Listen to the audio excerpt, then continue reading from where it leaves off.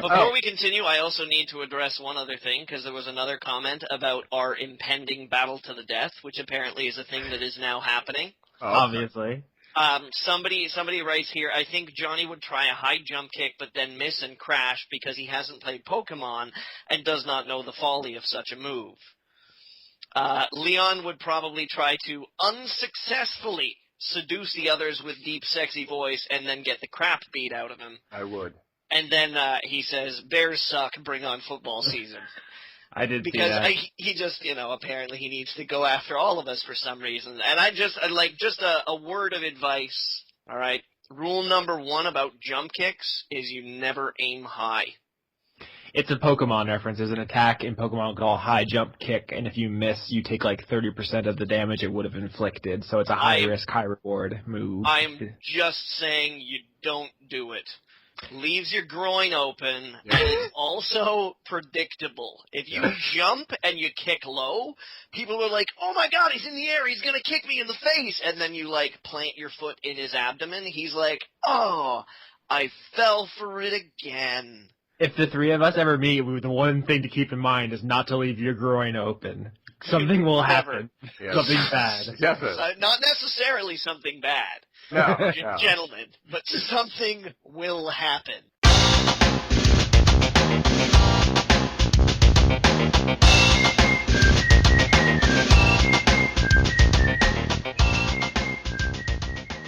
Hello, everyone. Welcome to Word Funk. I am Leon Thomas. With me, as always, is Johnny Maloney. And also, hi.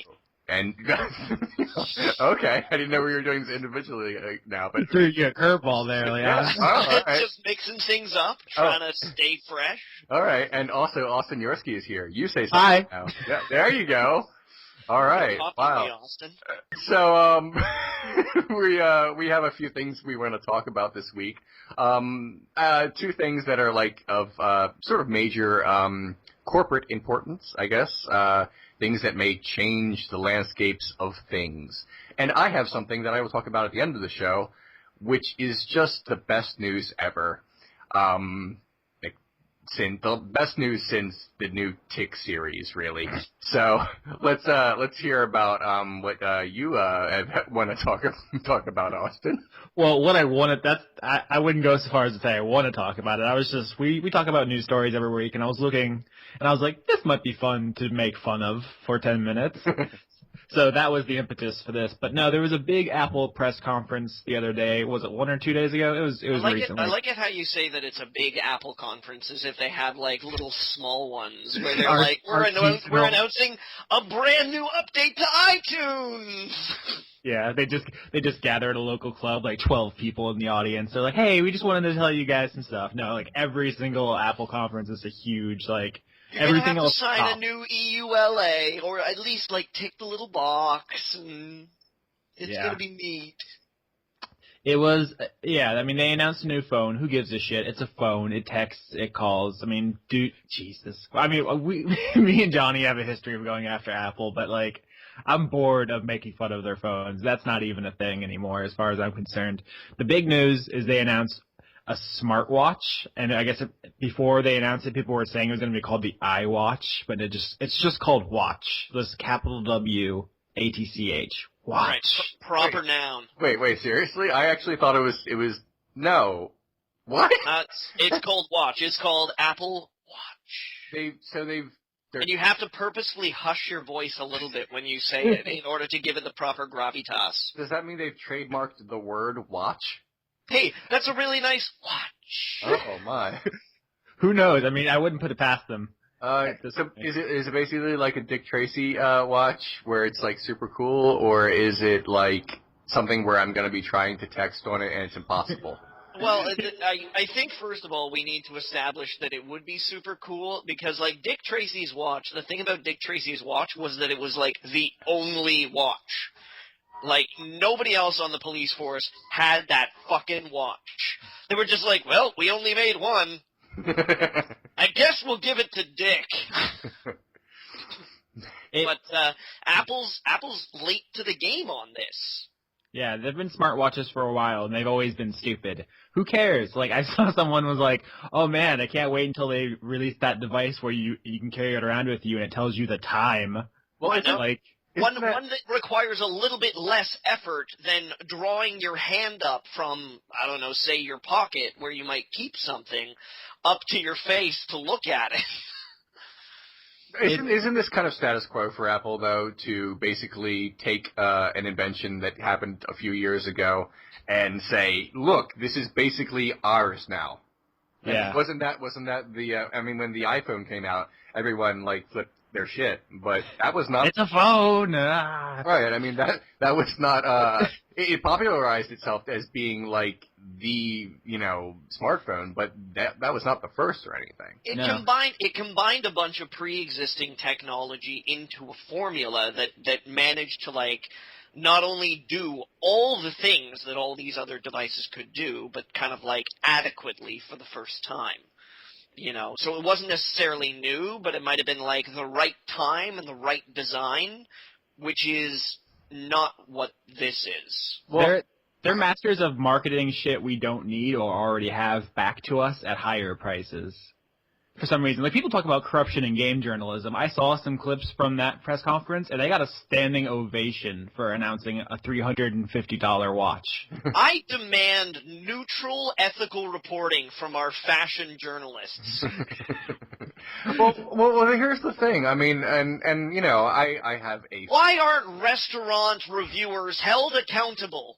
They eat the food! They're in collusion with the chefs! Oh, my. But no seriousness. I mean, as someone who is only mildly familiar with this press release that they given out, what are the advantages of this as opposed to, say, a smartphone? I mean, well, here's the thing, man. It's a small smartphone Those in guys... addition to your regular smartphone because you need both of them. Damn it, that's what I was gonna say. Yeah, you can't even just replace your phone with the watch. You need both.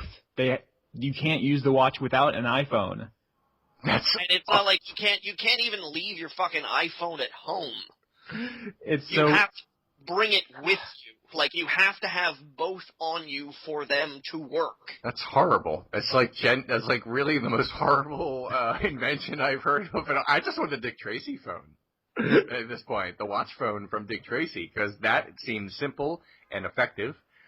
This seems needlessly complicated. And how many hundreds and hundreds and hundreds of dollars are you going to have to spend to get both and then pay the monthly, whatever, to keep your fucking bullshit phone? In the first place, as far as I know, buying an Apple phone requires you to buy into a costly contract. Exactly, So this is one of those monthly, you can be okay, fine, I'll spend the fucking, $300 to get a phone. I think I was looking at the prices or something like that, and you can get, I think the low-end edition is the suggested retail price is $199 for the low end. But I mean, and then $100 a month for the contract. Yeah, and you're signing on for 4 years too. I mean, just run that math. That is monstrous. And then on top of that, you're also, you're going to be buying the watch as well. Obviously. Because if you're buying the iPhone 6, then you better have the watch too. I don't know about you guys, but I'm going to wait 6 months for the Apple Watch 2. It's going to make the Apple Watch 1 look like a rubber band. A rubber band with little crayon scribbles on it? Pretty much. It says time o'clock. It's pretty great, though, the way they were talking about it, all their, the features and stuff. They were like, oh, it's an intimate way to communicate from your wrist. And I'm like, yeah, it's a watch. You assholes. I intimately communicate from my wrist almost every day. Just the worst. It's like I'm sorry, but it's like Apple comes out with a watch and it's presenting something we've had for a long time. It's better than looking at the sun and just guessing. Oh my gosh. Yeah. And I still just can't get behind Apple just because of their their strict kind of software wall policies. Oh, the walled garden? Oh, God, yeah. I can't deal with that. I can't deal with that. I've been rocking an iPod since day one. You're a Zune guy, right, Johnny? I have a Zune. I don't know if I would describe myself as a Zune guy, because that's kind of like being really, I'm like a Model T Ford guy, in the sense that it's like, they don't make them anymore. I know, but I'm just saying, like, I think when the iPod came out, I was like, oh, that's actually super useful and cool, and like, that's a thing I could see myself using every day, and I bought one, and I've been using it since. That's a genuine, like, innovation worth money. But like, everything since then. I was a late adapter to the whole MP3 technology thing. I was kind of like, I was patching my computer into my stereo system and playing MP3s that way, but I still have my Walkman. Nerd. I still have my Walkman, and I have my CD wallet and things like that, and there just came a point in time where my collection was too unwieldy, and I was like, God, I've got to get something. But at the time that I wanted to get it, like, iTunes support for Windows and the iPod support for Windows was still, like, crappy. Like, really, really shitty. I mean, iTunes is still kind of a shitty program, like, today, but... Yes. Yeah. Every time it updates, it seems like it gets worse and more unwieldy, so I just never update it. I have the iTunes version from like a year or so ago. I'm convinced that it's performance art to see how terrible it can get before people, like, rebel.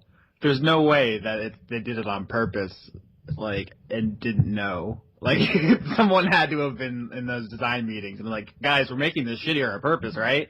This is deliberate. Well, you just know that, like, I'm pretty sure that Microsoft probably tweaks their Apple versions of Microsoft Office to run just a little bit shittier.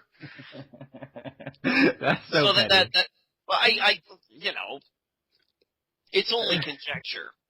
I know. But I wouldn't be surprised if they were like, haha, that way. People get so annoyed that they might think about buying a cheap PC with a copy of Windows just for their workspace. I have actually have a really nice watch. It's a Kenneth Cole. And what's the battery life? Do you have to recharge it every night? I don't know. What apps does it have? Thing is, I only wear it on special occasions because I always know what time it is because I have a phone and I'm near clocks. But so really, wearing a watch isn't so much necessary as it is a fashionable thing now. So it's like I just don't see the idea of a watch as a utility anymore. It seems unnecessary. I mean, and yet I say all of this, and I feel like I'm making sense, and yet this will sell. Exactly. That's the thing. Apple could shit in a cardboard box, and if the marketing seminar was right, it would still sell. Yeah, the tech journalists would line up to tongue their prostate no matter what. So it's just ludicrous. This got really fecal all of a sudden. I have a really nerdy wristwatch. Okay.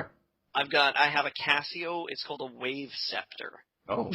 Whoa. Just the name alone sounds nerdy. Apparently, like, twice in each 24-hour period, it synchronizes with a satellite that uploads the time directly from the atomic clock. Oh. It sounds like a comic book villain origin story. It belonged to my father.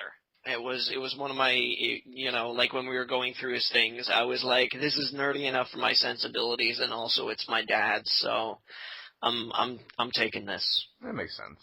It needs to be repaired right now. It needs a little bit of attention. It's not updating as well as it had in the past, so I gotta get on the phone to Casio. If only I had a watch I could make from to repair the watch that means so much to me. Someday an evil entity will hack that satellite, and when it updates, it will give you superpowers, and you will become Wave Scepter. I might be okay with that. I mean, it even comes with the name. You are Wave Scepter, Johnny. Pretty much. I just don't know. As Wave Scepter, I'm not sure what kind of powers I would wield. I assume you just wave your scepter. I was going to say, presumably something to do with the tides. Right. I thought it would be time-based in some way. I mean, time travel would be the best superpower, because if you lose a fight, you just go back and figure out how to win it. I think that may be the plot of Edge of Tomorrow. I haven't seen it yet, though. But no, they renamed that. Did you see? What? Okay, sorry, this is a tangent, but Edge of Tomorrow was a film that was released in America. It's based off a manga called All You Need Is Kill, which is an infinitely better name. That's a great name! But they changed it, and it bombed. So if you go on iTunes right now, I was looking at music yesterday, I saw this. They've called it, I think it's called Live, Die, Repeat now. What? This is the third name this film, or this property's had. Hang on a second. I'm gonna log into iTunes right now and check and see. Shit! It wants me to update. You know what? I don't care that much. Never mind. I can just send you a link where someone wrote an article about it. Yeah, but... I am looking at it, and not only is it feels like the titles got progressively worse. I think "Live, Die, Repeat" is a cool tagline, not a good title. Yeah. That's now it won't close. That's just awful. But that is the premise of that movie. Like I guess he has some kind of superpower where he dies and then he'll reload, basically like respawn like a video game and get to do it again, which is cool. Apparently it's a great movie. Apparently it's a good manga, but it bombed and they don't know how to market it. That's my tangent. Sorry. Back on topic. What's the topic? I don't care anymore. Johnny, you want the next topic? Do you know who it stars? Tom Cruise. If I ever do an episode of Renegade Cut about this movie, I'm not going to call it Live, Die, Repeat. And I'm not going to call it As of Tomorrow. I will be calling it All You Need Is Kill. Because that's a fucking awesome name. I insist upon it. Anything else we want to say about Apple before we move on to another giant corporation? No, I'm done. We all think it's silly and a waste of money, but obviously it's going to sell millions and people are going to love it. So I guess we're just wrong. Yeah, we're just cynical old bastards. Of course, because popular opinion has always dictated truth, especially in the days before, Galileo. Johnny? Let's jump over to the other side of the tech pond over here and talk for a second tech about cesspool. The tech cesspool. Yeah, more or less, right? And talk about, it's nice to kind of like playfully equivalize them, equivocate. Nah, not equivocate. You need a equalize them. But Apple's biggest competitor, of course, Microsoft. Because, frankly, as far as I'm concerned, they're like almost not even in the same business. It's weird to say, I recognize that, because they're both like huge computer, like tech magnates and things like that, but Apple makes really strictly limited, proprietary tech and software and patents and they're like you said, walled garden, Austin, and Microsoft. They sell a brand image to rich people. Yeah. Microsoft sells like utilitarian software for businesses and also shitty game consoles. Their Venn diagram does overlap, but not one on top of the other. It's just they're worried about Apple because I guess they're worried about sales of their operating system. Yeah. Because there is an overlap there, but it's not necessarily specific sales. But in any case, some rumors popped up this week from people in the know. Don't ask who, or I'll be forced to reveal my corrupt ties to reading the news somewhere else. That Microsoft is interested in buying Mojang. Mojang, for those not in the know, is the company most popular for getting in a legal fight with Bethesda over the name Scrolls, because Bethesda was like, if you release a game called Scrolls, we have these game called Elder Scrolls, people are going to buy your game Scrolls thinking they're going to get Elder Scrolls, and the Scrolls are going to be all fucked up. I'm kidding. That was a real thing, but really Mojang is most famous for Minecraft. You're an asshole, Johnny. I am. I know that. We invented Scrolls. Just ask any rabbi. Okay, so in any case, Microsoft is rumored to be interested in buying Mojang to the tune of, and I don't know why I'm using a musical allegory here, to the chip tune of $2 billion. Wow, I bet when Notch heard that, he said something racist and said awesome. Whoa. Actually, what's funny is 2 years ago, someone retweeted this earlier. 2 years ago on Twitter, he said, "My price to sell out is $2 billion." And then apparently the report coming out is he approached them. Notch approached Microsoft about this deal. So that might be a self-fulfilling prophecy, where he actually does sell out for $2 billion, because he wouldn't stay with the company if he was acquired. Microsoft would just own Minecraft, and he would go do Swedish stuff, I guess. I don't know what they do over there. IKEA. Just all day, just assembling furniture. I'm sorry. I think we have a couple of listeners from Sweden. I apologize. Well, obviously they're cooler than this guy who's going to sell out to Microsoft, because that's the least cool thing you can do. Sweden's pretty awesome, though. Don't they have those fish? The Swedish fish? Lutfisk? Oh my god. No, the candy, the red. I don't think that's never mind. All right, gentlemen, let's make it a contest to see who can display the most cultural ignorance in the shortest amount of time. Who wants to do their impersonation of the Swedish chef from the Muppets? I refuse. Okay. How about doing an impression of James Mason doing an impression of the Swedish chef? Herp de bird, Gert Fert de Burf, Durf de Bur, Swedish fish. I'm on the Swedish chef's Wikipedia page, and it says under the subtitle "Reaction from Swedes." Swedes generally have a negative impression of the Swedish chef, stemming from the fact that to Swedes his gibberish speech sounds very little like Swedish. Of course. I assume all of the reactions were very tall and blonde. Anyway, we're off the topic here, guys. Microsoft's gonna buy Minecraft, $2 billion. Is it a little late? Are they? They're not exactly timely and get in front of this hype train there. What was popular 3 years ago? I know. It feels like Minecraft's been around forever. They have. Jesus Christ. I mean, it's at least. I mean, when it first started making serious buzz, at least 5 2009, yeah. Maybe they're interested more in the company's next game that has the name you can't pronounce. Scrolls? No. Oh no, the one they canceled. Oh yeah, he gave that up. The space game? Yeah, Notch was like, man, it was too difficult. Fuck it. Yeah, 0 times 10c. He canceled that. Well, maybe he just couldn't figure out how to say it, and it just wasn't worth it. It's like, fuck it. I refuse to change the name. Someone will claim that there's some sort of copyright over it.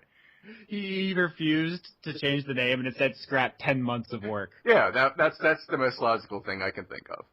All right. Yeah. Well, I mean, if Microsoft buys this game, I mean, what does that mean for the game? It's not the game. No, they actually want to buy the company. They actually want to buy Mojang. Okay. But Mojang only includes Minecraft and Scrolls at this point. Right. Yeah. So they're buying a game that has probably kind of outlived its peak selling potential. I mean, it still sells really well. Like when it came out for PS4 recently, it crashed the server. So many people went to buy it. Yeah. Okay. All right. That's cool. But I mean. But I mean, everyone already owns it. It's $2 billion? Do you think they're going to get $2 billion worth of revenue out of that? Because I'm going to tell you this much: Scrolls is not going to make up the difference. Well, maybe Microsoft will actually invest in making Minecraft not look like shit. And then everyone will be like, oh, okay, this doesn't look like I'm playing it on a Commodore 64. Yeah, Microsoft is totally going to invest in games, those people who have done nothing but close down all their internal development studios and redirect all their money to trying to find out a way to make the Xbox palatable to people without actually spending money on video games. Didn't we talk about this last week when they bought, or was it 2 weeks ago when they bought the timed exclusive rights to the new Tomb Raider? That instead of making their own games now, they're just going to try to go around throwing money to deny other platforms games. Like, I think what they're going to do is if they do purchase Mojang, they'll release a Minecraft 2 exclusively. So it's not even about making their money back immediately. It's about denying Sony and I guess Nintendo or, iOS or whatever, that game. You know what Yeah, I'm saying? because Minecraft was so compelling, it needs a sequel right away. I really need to know what happened with the fence. It wouldn't even be like a significantly improved sequel. Just the fact that there is a Minecraft 2 and you can only get it on Xbox One. That's a thing you could put in commercials. I need another completely user-unfriendly game in my life. I know that. Leon just like shitting all over Minecraft. I need another game that requires me to read a walkthrough just so I can move around. That's the kind of game that I like. Not difficult in the Demon's Souls kind of way, but difficult in the way that it's hard to open a jar of pickles after it's been sitting there a while. Just a lot of frustration and grunt. That's what I want in my life. Not that great feeling of stress that you get from playing a challenging game. Just a lot of hate. That's what I want in my life. I need more hate. Leon, we're so uncool. Yeah, for whoever wanted me to upload that one episode of Heart of Gaming, apparently that was their favorite. Here it is about Minecraft. I can't do. Like I said, I cannot bring Heart of Gaming back in its current form for a variety of reasons. But I will be happy to tell you that I don't like Minecraft. I went overboard on it in the episode because I was playing a character, but in reality, I genuinely don't like it. And I have a little fun making fun of it whenever it's brought up on our various shows. I mean, it's fine. I played it and I was like, okay, that's a game, and then I never played it again. I mean, I don't have anything against it, but it's not for me. Yeah. I got to the point in time where I finally got around, because as far as I'm concerned, there's this steep line graph that starts quite low and then inclines real quick. They like to call it the hockey stick graph, or like the J graph or something like that, where the bottom plane is time in Minecraft and the top plane is probability of building a giant penis. Is that like the spore effect? When you play Thor for long enough, you make a dick creature? I got to that point in time where it was like I had played enough, and then suddenly giant penis, and I was like, "Yep, that's pretty much it." Now I use it to I honestly play Minecraft once every 6 months, and I'm making a Zen garden. I'm not building anything. I am anti-building. I am flattening the land. That reminds me, we need a new Red Faction gorilla. The game is so good. Or just like a new Red Faction, maybe? Yeah, Red Faction Gorilla I loved it so much, and I didn't even play it the way you're supposed to play it, where you have to figure out all sorts of complicated ways to defeat each level. I just used bombs for exactly everything I wanted to do. Those bombs. Hostage situation, bombs. Right. the bombs that stick to things.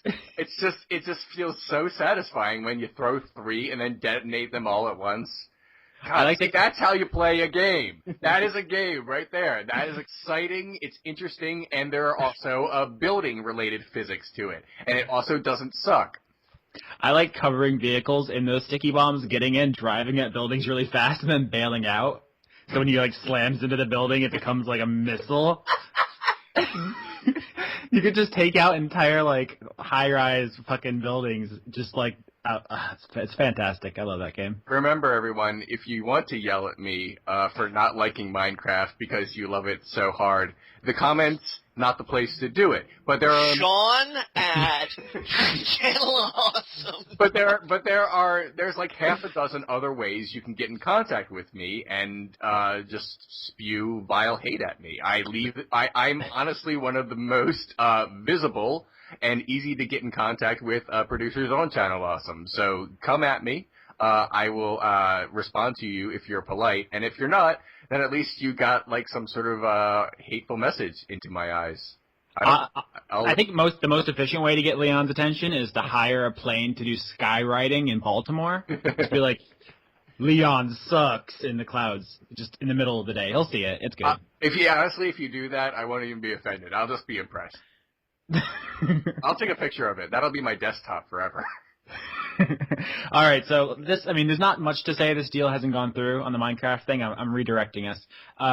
But I think this does fall into line with what we talked about with the Tomb Raider thing, is that Microsoft is done pouring money into things that aren't surefire successes. like Halo or whatever, Gears of War, that at this point they're just going to buy other people's already successful stuff, and I think that might work in the short term because they can say in their commercials, Xbox One with Tomb Raider and Minecraft 2 exclusively. But in the long term, they won't have any of their own like IP, and they won't get out ahead of popular trends. They're only catching the tail end. Austin, as far as I'm concerned, like the biggest problem that we have here is that it's like they can say, "Ooh, the new Tomb Raider game is a Microsoft timed exclusive," and I'm like, I've played Tomb Raider. Yeah. I have. Minecraft 2, Xbox exclusive. I'm like, yeah, I still have Minecraft 1. Like there's nothing that's like, neither one of these properties is banking so deeply on my need, or indeed anybody's need, to know exactly what happens next. I might freak out if they announce the new, but you're never gonna. What happened? Hello. Hello? I'm here. Hello. I'm here. Okay, something must have gone weird. All right. All good. What were you saying, Johnny? You said you'd freak out if they announced a new. I'd freak out if it was like, the new Blood Omen Legacy of Kain, or, like Soul Reaper game, like Xbox One. And I'd be like, oh, fuck, I have to know what happens. I need to, like, I've got to see what they've come up with. Yeah, I know, and they can go fuck themselves. Not because what about it's Phantom Dust? That game, Phantom Dust for Xbox One. Because it's got nothing to do with, like the actual continuation of the story is the like thing that people cared about. Yeah, precisely. Okay. So what is it that people care about in Tomb Raider? What is it that people care about in Minecraft? Like, I think it's just that they liked those properties and would buy a sequel. I don't think it's necessarily like an investment in the narrative or anything. Mm. But here's my thing: is that there's only so much success you can have on the tail of an already popular thing. If you want to make the big bucks, you have to get ahead of the trends. You have to invent the thing that then becomes popular. You know what I'm saying? Yeah. Like Halo and Gears of War. They didn't exist, and then Microsoft brought them into existence, and they were huge. But if they had bought them halfway through, the profits are entirely different. In fairness, to Microsoft here, isn't that this kind of what Valve does? Wasn't Portal something else before they concept something? It was a college project called Narbacular Drop, and I guess they hired the devs. Right. Didn't they do that with Left 4 Dead as well?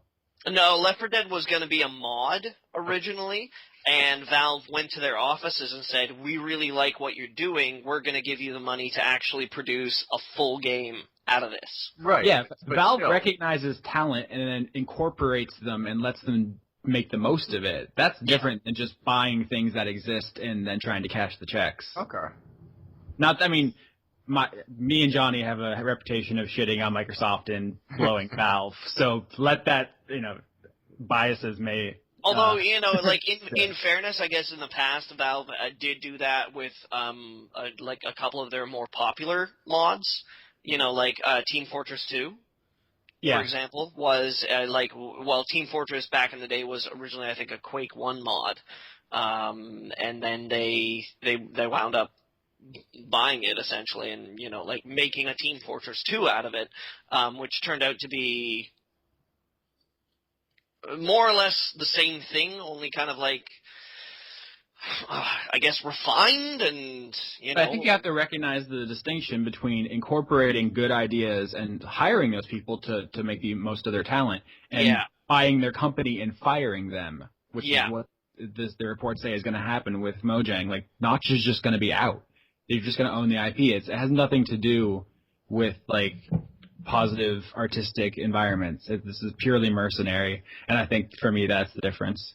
It's old school Electronic Arts is what it is. It's buying up Bullfrog. It's buying up Origin. It's Pandemic, and then just being like, working them to death, having them shit out games as quick as they can, and then just closing the studio and holding on to those IPs. Ultima.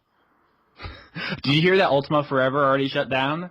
Yeah. And the studio forever. And the studio that developed the Dungeon Keeper mobile app, which I had a chance to try a few months ago for the first time because I got a brand new phone, and holy fucking shit. Paywall. And they have the gall to say afterwards, they were like, I guess we were just a little bit too cutting edge. Yeah, they innovated too much. Fuck that. It's not even worth being angry about, like, how shit that was. That's just so blatantly, nakedly greedy. And now, The Sims 4, arguably, like, the most casual, compatible, like, desktop PC game around. And they're like, oh, hey, $60, motherfucker. And expansions, yeah. And they cut out, like, we talked about this before, they cut out a bunch of, like, fan favorite stuff, but I've been looking at a feature list. They just cut, like, everything. Like, it's just the barest of bones possible for a Sims game. Yeah. So, whatever. Why even bother? Why don't you just buy Sims 3 at this point? I mean... Because you already own Sims 3, presumably, and you want the new hotness, right? You'd pay for that extra number. Oh my. Well, anything more we want to say about this before we move on to obviously the most important topic of the night? Is that Leon feels a need. What do you feel a need for, Leon? I feel the need for speed. That was the weakest thing ever. No, in all seriousness, Top Gun 2 is a thing, and it was announced a while back, and then got derailed due to the unfortunate and death of Tony Scott. But there is some news as of late. Justin Marks, the writer of Disney's upcoming Jungle Book movie, which I think is live action, if I'm thinking of the right thing. He is writing Top Gun 2. This is actually moving forward. It's no longer just sort of mired in what we thought would be development hell for a little while. Thankfully, Tom Cruise, who we discussed earlier as the star of Edge of Tomorrow and like two other names, is attached. So we can rest easy that he's still dangerous. Can you just edit my in? Wingman anytime. Can you just edit in clips of Highway to the Danger Zone, like, in the middle of this conversation? Like, mid-sentence. Oh, but he's back, and he is Maverick. I have no idea if Val Kilmer will be back. If Val Kilmer is back, I can only assume Val Kilmer will not play Iceman, but rather Iceman's uncle who did not age well. I'm sorry, that's terrible. No, he's actually a fine actor, and I'm being a complete dick right now. I'm sorry. No, but in all seriousness, this is a thing. It's going to happen. There's a previous version of the script written by someone else. But a lot of the elements for the old script it's going to be part of the new script, and it's about how Maverick is trying to still prove that pilots are relevant in today's modern drone warfare landscape, which I don't know if it will be political in that sense, because you say drone in a movie and you just assume there's going to be some sort of politics involved. But no, that's the basic idea behind the movie, and it's coming. If they were smart, and Val Kilmer was like, nah, I don't want to do it, there's going to be a really tearful scene where Maverick, like, beats his fists on the ground in front of Iceman's grave and screams things like, I loved you. You didn't know it, but I loved you. Oh. And then it'll be like, take my breath away! Oh, God. Oh, that volleyball scene. That goes down as one of the greatest movie moments of all time. Geez, I mean, what more can you really say? Top Gun 2, it's happening. The only thing that could be greater is Big Trouble in Little China 2, in terms of 80s movie schlock. I actually do love Big Trouble in Little China, and I genuinely dislike Top Gun, but I must see Top Gun 2. It's weird. What's weird about that? I can't even form a coherent sentence anymore. Is it weird though, Leon? I mean, who doesn't want to see all that luscious man meat? I truly want to see Tom Cruise engage in some oiled up, shirtless beach volleyball 30 years after. Do you think Val Kilmer looks at Tom Cruise's like forever young body and just curses him with like voodoo dolls every night? I mean, but was Tom Cruise ever Batman though? I think I know who wins this one. He wasn't one of the. Well, I wouldn't say he was a bad Batman, but he was in one of the lesser Batman films, though. I don't think that counts. I mean, even a bad Batman is a pretty good Batman. It's Batman. All right, guys, you want to talk about what we've been playing this week? Because I actually can talk about something that's not Tales of Graces for the first time in months. Oh shit! Did you finish it, or are you just taking a break? No. I just my wife bought a new game, and she wanted me to play with her. Even though it's not a two-player game, we're just sort of collaborating on trying to beat it. It's called Five Nights at Freddy's, and if you've never heard of the game, it is a horror game where you are a new employee to basically an analog of Chuck E. Cheese, and you're the security guard, and you have to check the security cameras all night. In a weird parallel dimension where keeping doors closed uses power. Yeah, basically the whole game is about conserving your power. If you keep the door closed to keep out the animatronic monsters that are coming to get you, that will take up some of your power. That is, yeah, sorry, like Leon, you jumped a little bit there. The whole point of the game is that after dark, the robotic band that usually adorns the stage goes full-on murderous and decides that they want to kill you. Yeah. Wait, is this a known fact in the game universe? Like, why don't you call the police? Yeah. There are a few holes in terms of how this would work in the real world. You just kind of have to accept it as reality and just sort of play through. It's kind of scary. I mean, it sounds stupid, but it's actually pretty scary. I will admit to jumping at one point. It's basically it reminds me of Night Trap in a lot of ways because you're just checking cameras for bad guys the whole time. But admittedly, it is a better constructed game than Night Trap, even though I love Night Trap. We are stuck on night 2. There's basically 5 levels of the game, as the title suggests. We're stuck on level 2. We got very, very close to the end, and then we were murdered, killed, eaten, something by some sort of animatronic monster. It's actually really good, and I think it only costs $5 on Steam. You'd think after the first night you would come back to work with, like, weapons, right? Like bear traps and, like, shotguns, or maybe, like, chain the animatronic things down before nightfall? If we're getting really, trying to impose some kind of realism and logic into the game, you think you just wouldn't come back the second night. Well, you gotta get that. You would quit, and you would call the police, and you would option this into some sort of book deal where you could turn it into like a novella about just a few hours trying to deal with this shit. I'm pretty sure that arson would cross my mind pretty quickly. Or at least ask for a raise. Fuck.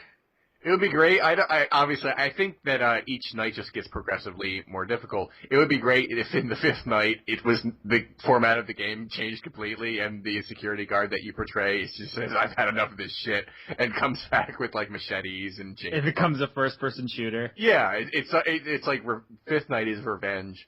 Revengeance. But yeah, it's actually kind of fun.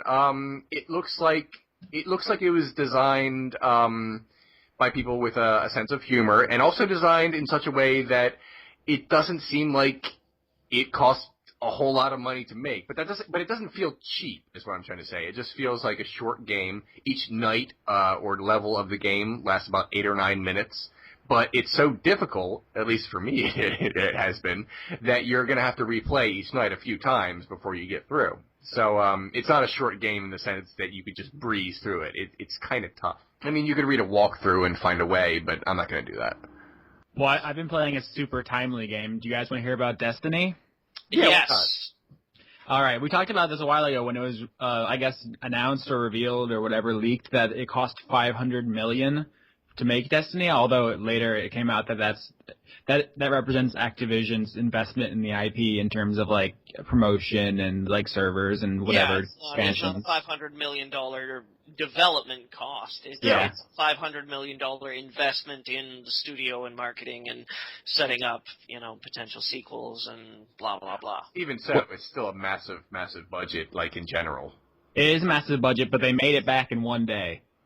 They've already made it back. Well, I guess that shut our mouths, because we were making fun of this budget. Okay, you won this round. Is the game any good? Does it justify the expense?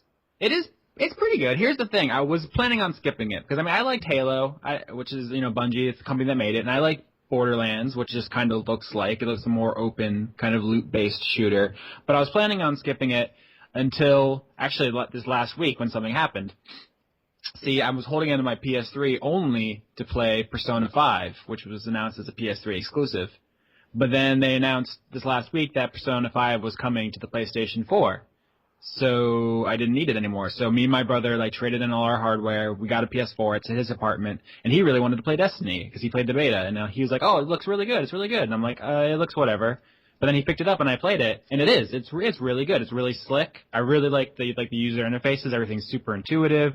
The 3D modeling is really, really good. There's a lot of details, and it's a shooter. It plays like a shooter. There's no surprises there, but it's a really slick, modern shooter. It's what I think we should expect out of the current gen, I guess is what we're calling it now. Shooters. It's the actual bar of quality that we should be at the very least. Unlike, the yearly Call of Duty or Battlefield grind, which are pretty underwhelming every year. But this is the actual shooter we deserve, I think, as far as popcorn shooters go. The story is basically gibberish. There's nothing there's no meat to it, you know what I'm saying? There's nothing intelligent. There's no one's gonna do a literary analysis of it. It's just there's aliens and you shoot them, and it's fun. Wizards from moons and things like that? They actually took that line out of the game. What a bunch of bastards. I'm curious about one thing. I heard that it's basically a multiplayer game. Is there no single-player aspect of it, or am I wrong about that? You have to be online to play it, but you can play it solo. It's kind of like Dark Souls or even like Journey, where you can just kind of go along doing your own thing, and other people will just wander by. Okay. So there are 4 maps at launch. There's Earth, Moon, Venus, and Mars, I think, and they're all a sizable map with several sections. It's not open world in the Elder Scrolls sense, but they drop you into a pretty big area, and you'll be randomly people will just spawn somewhere else, and they'll be shooting aliens. You'll be shooting aliens. Sometimes you can just wander up and shoot aliens together, or you can invite friends. There's some missions that you need to do cooperatively, it won't let you do them otherwise, but you can play most of the content solo. And then there is a dedicated, multiplayer mode that you would expect, the team deathmatch and the free-for-all deathmatch, all that kind of stuff. So it's not, super innovative. People were oh, it's an open-world shooter with all these, really, integrated multiplayer and single-player, but it's just a shooter. It smacked of using a lot of invented language when they were talking about it, that it was these are all just code words. Yeah, they called it a shared universe MMO or something. They try to have They didn't even. I don't think they even said it was an MMO. They were cagey about it, exactly. But it's basically a multiplayer cooperative shooter that you can solo. It's like Borderlands, although there's much fewer RPG elements than I was expecting. There are only 3 classes, and there aren't much difference between them. Ostensibly... So far! Ostensibly, it's fighter, rogue, mage, but they're all kind of the same. They all have access to the same weapons, and you don't really, at least not as far as I am, get to pick any of your upgrades. When you level up, it just gives you a thing. It's level 5 is grenades. You get grenades. Level 6 is double jump. That's what you get. Just deal with it. I think until you get the DLC that lets you pick your skill trees. I think at level 15 it appears you get some choices or something. You get a subclass, and there are expansions on the way. So I think more classes will be added. But I am disappointed in the RPG elements. Also, there's only 5 chests per map or something, and there's only 4 maps. So there's 20 loot chests in the entire game. All right. I like it, but I'm 10 levels in. The level cap is 20. So, I you mean, you like it, but for how long? Yeah, I think when I hit level cap, I'll probably multiplayer for 10 hours maybe, and then I'll just be done. Okay. I'll be honest with you, I'm kind of in like gaming limbo right now. Oh. I finished with episodes from Liberty City the other week. We talked about that. I can't remember if it was last week or the week before. And I'm like looking at my upcoming release schedule, and I'm like, well, okay, Wasteland 2 comes out in like 10 days. And then I'm also really looking forward to The Vanishing of Ethan Carter later this month, and I'm just sort of like, can I start anything and finish it before then? I'm like, not really. Not with Wasn't Ethan Carter announced as like only $20 or something? Oh yeah. That's I great, was like, yeah. I was really intrigued with everything that they were showing because, and furthermore, like one of the things that the astronauts said about their game is that they're like, yeah, we want you to be able to go from like the very beginning to the very end of the game without learning a fucking thing. And I'm like, thank God, finally a mystery game that gets it. You do have to kind of rely on the player to use their like observational acumen. Unlike L.A. Noire, where you can be 100% wrong and the game just continues anyway. Well, it's a problem with a lot of mystery games these days. Is that it's like they will not let you proceed until you get all the clues.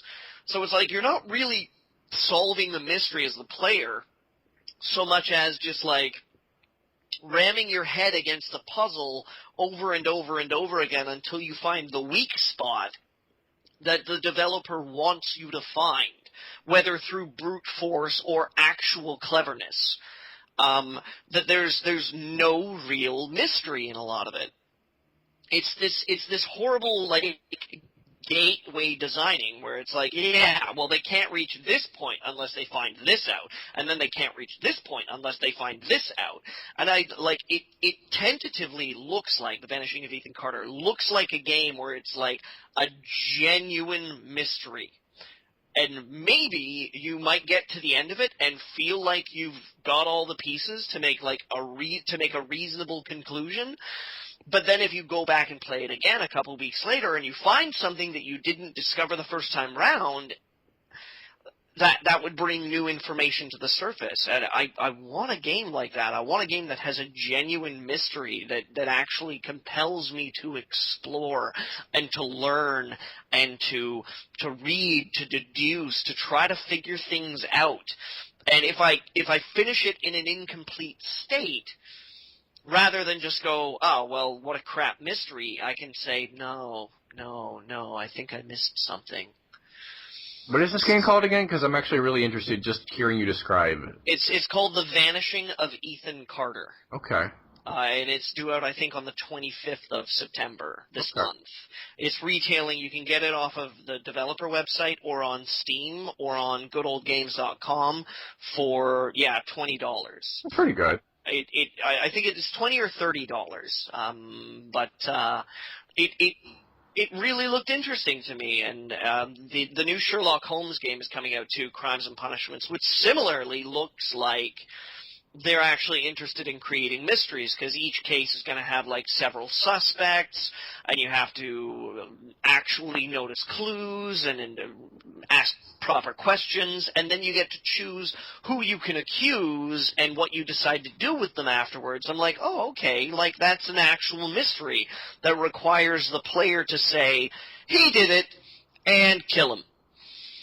Or he did it, but it's kind of understandable why he did it, so here's an ice cream.